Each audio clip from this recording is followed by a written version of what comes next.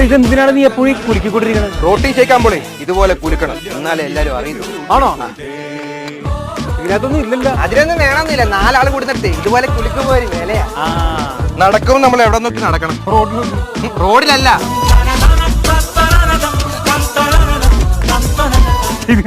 ജിമ്മന്മാര് ഒരിക്കലും ചിരിക്കാൻ പാടില്ല. നിനക്ക് അത്രയ്ക്ക് ചിരി വരുവാണെങ്കിൽ 52, 53, 54.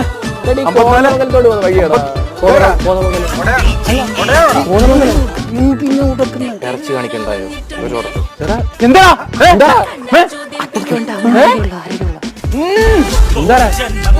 ഒരു ഫോട്ടോ എടുക്കാം ചേട്ടാ, ഒരു ഫോട്ടോ. ഒരു മിനിറ്റ്.